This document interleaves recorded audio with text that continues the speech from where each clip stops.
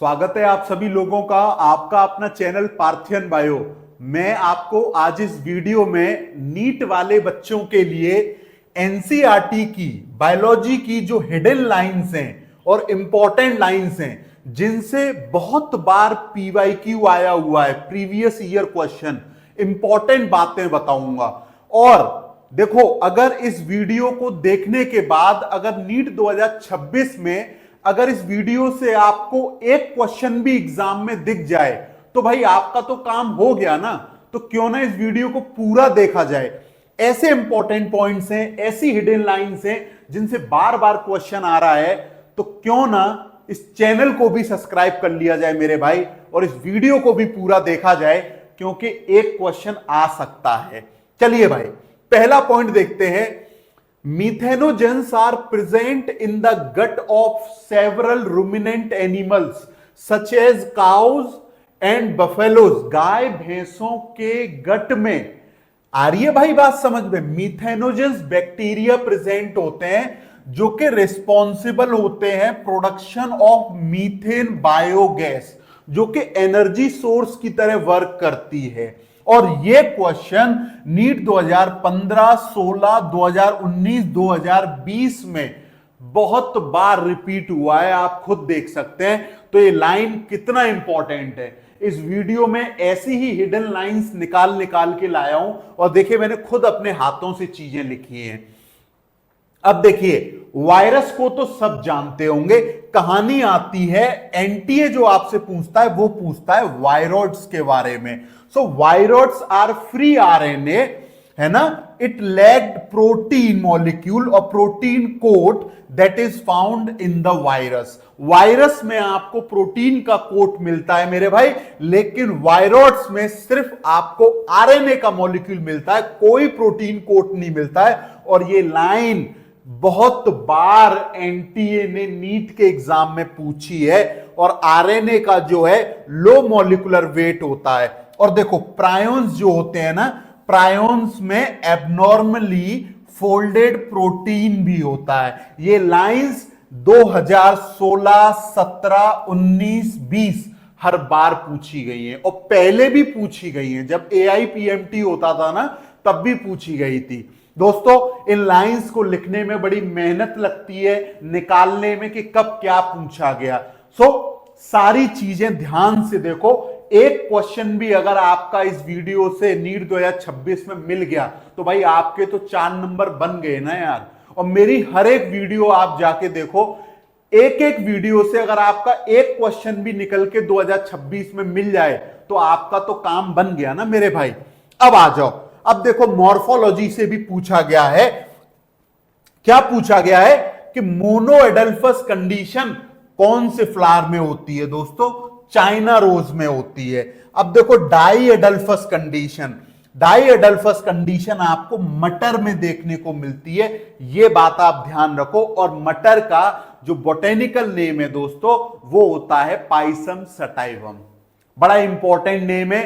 कई बार नीट में डायरेक्ट पूछ लिया गया है कि गार्डन पी प्लांट जिसपे मेंडल साहब ने वर्क किया था वो कब वर्क किया था? 1856 से 1863 में वर्क किया था। एक बार नीट में भी क्वेश्चन पूछा है, ठीक है। अब देखो, poly adelphous condition, poly adelphous condition citrus में देखने को मिलती है जो नींबू वगैरह होते हैं। और यह क्वेश्चन 2016, 2021 और 2022 में कई बार रिपीट हुआ है। और जब एआईपीएमटी होता था ना मेरे भाई, तब भी ये क्वेश्चंस कई बार पूछा गया है। अब आगे जो बहुत सारे और भी मेरे पास हिडन लाइंस और पीवाईक्यू हैं, वीडियो में पूरा देख।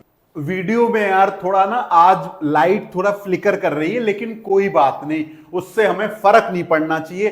फर्क पड़ना चाहिए इन चीजों से। आपको दिखाई तो दे रहा होगा ना अच्छे से, बस ये वाली बात इंपॉर्टेंट है। अब देखो, एक क्वेश्चन बड़ा इंपॉर्टेंट है और बहुत बार रिपीट होता है, और एनसीईआरटी की लाइन है। पूछा गया है, देखो क्या है line, asthma is difficulty in breathing causing wheezing sound due to inflammation of bronchi and bronchioles. ये लाइन 2016 और 2018 में बार बार पूछी गई है और एआईपीएमटी के टाइम से पूछी जा रही है। अस्थमा में देखो होता क्या है दोस्तों, साउंड आता है, वीजिंग साउंड आता है, तो ये बात इंपॉर्टेंट है और ध्यान रखें। पॉलन ग्रेन वाले टॉपिक से उठा के लाइन पूछी गई है, पॉलन ग्रेन से जो एलर्जी कॉज होती है। अब बात करते हैं, ये लाइन नीट 2022 में पूछी गई है मेरे भाई कि RBC have an average life span of 120 days. सबको पता है कि 120 दिन की इसकी जिंदगी होती है, after which they are destroy in the spleen. जो स्प्लीन जिसको हम लोग ग्रेवयार्ड ऑफ आरबीसी बोलते हैं, मतलब जब आरबीसी की लाइफ पूरी हो जाती है तो स्प्लीन में जाके वो दफन हो जाते हैं, अपने आप को खत्म कर देते हैं। इसलिए हम लोग स्प्लीन को आरबीसी का ग्रेवयार्ड बोलते हैं, मतलब कब्रिस्तान बोलते हैं। 2022 में लाइन पूछी गई है, हो सकता है कि नीट 2026 में ये लाइन फिर से आपसे पूछी जाएगी। अब देखो, फीमेल से रिलेटेड एक क्वेश्चन पूछा गया है, ओस्टियोपोरोसिस।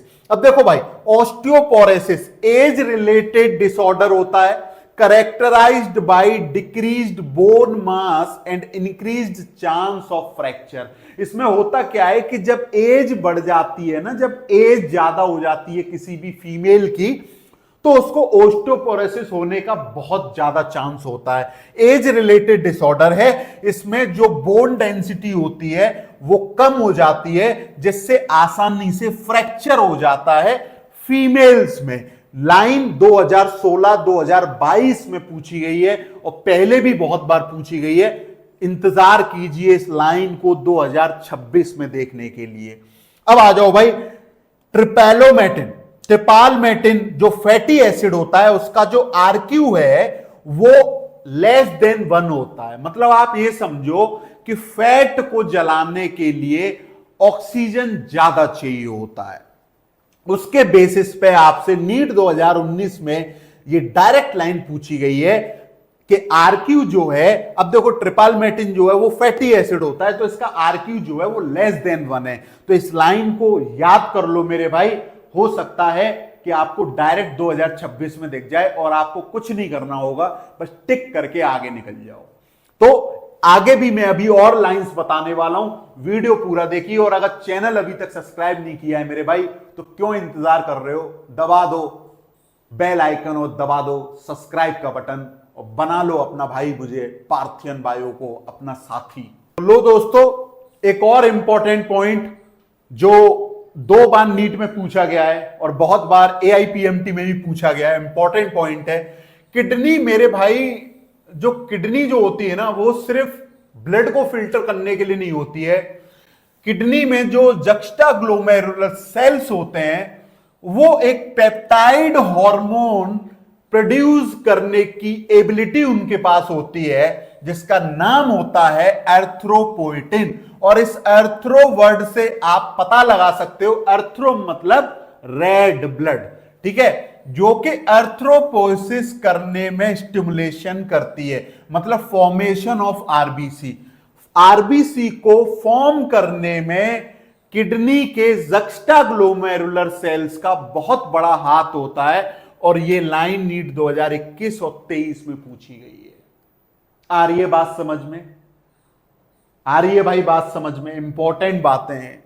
अब देखो अपना second last point, under production of hormone by the adrenal cortex after carbohydrate metabolism. मतलब जब एड्रिनल कॉर्टेक्स एक हार्मोन होता है, उसको जब कम रिलीज करती है ना, तो उस कार्बोहाइड्रेट मेटाबॉलिज्म स्लो हो जाता है, जिसकी वजह से एक्यूट वीकनेस, बहुत कमजोरी आ जाती है, fatigue, leading to a disease called Addison disease. इस एडिसन डिजीज के बारे में ना 2020 में क्वेश्चन पूछा गया है। ये बात आप याद रखिए, ठीक है, इस बात को आप याद रखिए। हो सकता है 2026 में ये फिर से आपके पेपर में आपको दिखे और टिक करके सीधे निकल जाना। अब आ जाओ मेरे भाई, देखो बड़ा अच्छा सा एक क्वेश्चन पूछा गया था और एक बार नहीं, बार बार और लगातार पूछा गया था। देखो 2020, 2021, 2022 में पूछा गया है और हो सकता है पहले भी बहुत बार पूछा गया हो। मैंने रीसेंट ईयर लिख रखे हैं 5-7 साल पुराने, हालांकि पहले भी AIPMT वगैरह जब होते थे, या स्टेट के जो जैसे अपने यूपी का CPMT होता था इस तरीके के, तो स्टेट एग्जाम्स में भी ये क्वेश्चंस पूछे गए हैं। फाइकोकोलॉइड, देखो जो आइसक्रीम बनाने की जो विधि होती है ना, जब आइसक्रीम वगैरह बनती है तो आप आइसक्रीम को देखो, वो 3 महीने भी रखी रहेंगी ना फ्रिज में, तो वो उनका जो टेक्सचर होता है ना वो वैसा का वैसा ही रहता है। तो उनका जो टेक्सचर है वो सेम रहे, उसके लिए ब्राउन एल्गी जो होती है ना वो एल्जिन प्रोड्यूस करती है, और रेड एल्गी जो होती है मेरे भाई वो कैरागीन प्रोड्यूस करती है। तो ये जो एल्जिन और ये कैरागीन है ये आइसक्रीम बनाने में बड़ा काम में आते हैं मेरे भाई। और ये क्वेश्चन जो है 3 बार लगातार पूछा गया है। तो ये सारे इंपॉर्टेंट एनसीईआरटी की जो हिडन लाइंस हैं जिनसे PYQ बार बार आए हुए हैं, मैंने आपको बता दिए हैं। वीडियो कैसा लगा मेरे भाई? लग रहा है ना कि मैं काम की चीज आपके लिए दे रहा हूं, तो चैनल को सब्सक्राइब कर लो अपने भाई को, और ऐसे ही वीडियोस के नोटिफिकेशन आपके पास आते रहेंगे। बेल आइकन को प्रेस कर लो। और फिर भी अगर आपको कोई डाउट है या कुछ भी अगर समझ में नहीं आ रहा है तो आप कमेंट में मुझसे बात कर सकते हो, मैं एक एक बच्चे का रिप्लाई करूंगा। चलो भाई, थैंक यू। उम्मीद करता हूं ये वीडियो आपको बहुत अच्छा लगा होगा। धन्यवाद।